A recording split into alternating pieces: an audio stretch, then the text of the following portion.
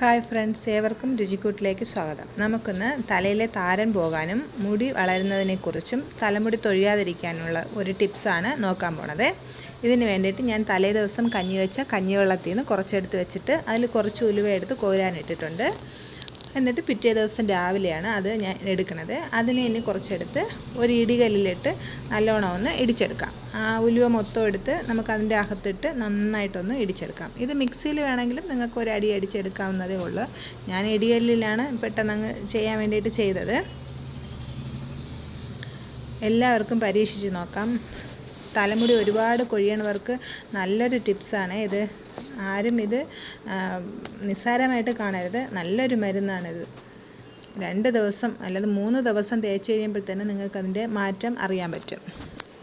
അങ്ങനെ ഇടിച്ച് കഴിഞ്ഞിട്ട് അതിനെ നമുക്കൊരു പാത്രത്തിലേക്ക് മാറ്റിയിട്ട് ഇനി നമുക്കിതിന് വേണ്ടത് ഉള്ളിയാണ്. ചെറിയ ഉള്ളി ഒരു 4-5 കഷ്ണം ഉള്ളി പൊളിച്ചെടുത്തിട്ട് അതിനെ നന്നായിട്ടൊന്ന് കഴുകിയിട്ട് അതിലിട്ട് ഇടിച്ചെടുക്കാം.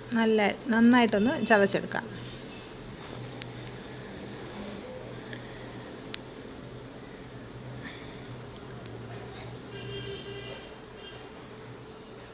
എത്ര പെട്ടെന്നാണ് ആ മുടി കൊഴിച്ചിലൊക്കെ നമുക്കൊന്ന് മാറി കിട്ടുന്നത്.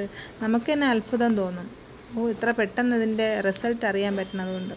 പിന്നെ ഉള്ളിയും കൂടെ ഇടിച്ചെടുത്ത് കഴിഞ്ഞിട്ടുണ്ട്. ഇനി നമുക്ക് എല്ലാം കൂടെ ചേർത്തൊരു പാത്രത്തിലേക്കിട്ട് നന്നായിട്ടൊന്ന് മിക്സ് ചെയ്ത് കൊടുക്കാം. കൈ കൊണ്ട് ഞെരടി നന്നായിട്ടൊന്ന് മിക്സ് ചെയ്തിട്ട് ഒരു അരിപ്പ വെച്ച് ഇതിനെ ഒന്ന് അരിച്ചു കൊടുക്കാം.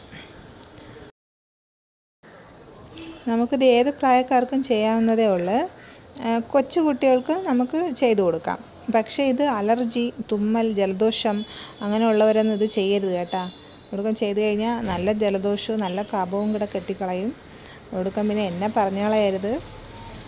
അതുകൊണ്ടാണ് നേരത്തെ തന്നെ ഞാൻ പറയണത്. അല്ലാത്തവർക്ക് എല്ലാവർക്കും ചെയ്ത് നോക്കാം. ഇനി നമുക്ക് ഏത് എണ്ണയാണോ നമുക്ക് തേക്കുന്നത് ആ എണ്ണ തലയോട്ടിയിൽ തേച്ച് പിടിപ്പിച്ചതിന് ശേഷം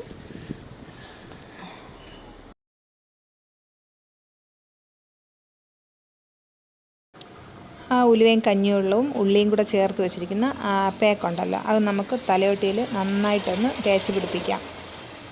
നന്നായിട്ട് എല്ലായിടവും ഒന്ന് ആവത്തക്ക രീതിയിൽ നന്നായിട്ടൊന്ന് തേച്ച് പിടിപ്പിക്കണം കേട്ടോ.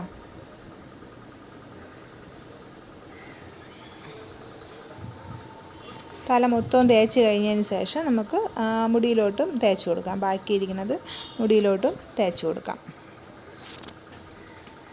പെട്ടെന്ന് തന്നെ നമുക്കിത് റിസൾട്ട് കിട്ടും. നിങ്ങൾ ഒരിക്കൽ ചെയ്ത് നോക്കി ഒരിക്കൽ ചെയ്യുമ്പോൾ തന്നെ അതിൻ്റെ മാറ്റം നിങ്ങൾക്ക് മനസ്സിലാവും.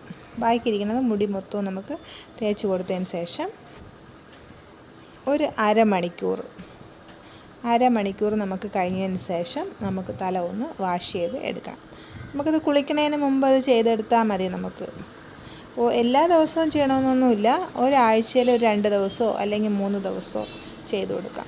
തല നന്നായിട്ടൊന്ന് മസാജ് ചെയ്ത് കൊടുക്കണം അത് തേച്ചതിന് ശേഷം. ഇനി നിങ്ങൾ ഏത് ഷാമ്പു ആണോ യൂസ് ചെയ്യണത് അത് ഉപയോഗിച്ച് തല നന്നായിട്ട് കഴുകി കളയാം. എല്ലാവരും ചെയ്ത് നോക്കണം കേട്ടോ. എല്ലാവരും സബ്സ്ക്രൈബ് ചെയ്യണം, ഷെയർ ചെയ്യണം, ലൈക്ക് ചെയ്യണം, കമൻറ്റ് ചെയ്യണം. കണ്ടോ മുടിയുടെ മാറ്റം കണ്ടോ? Thank you.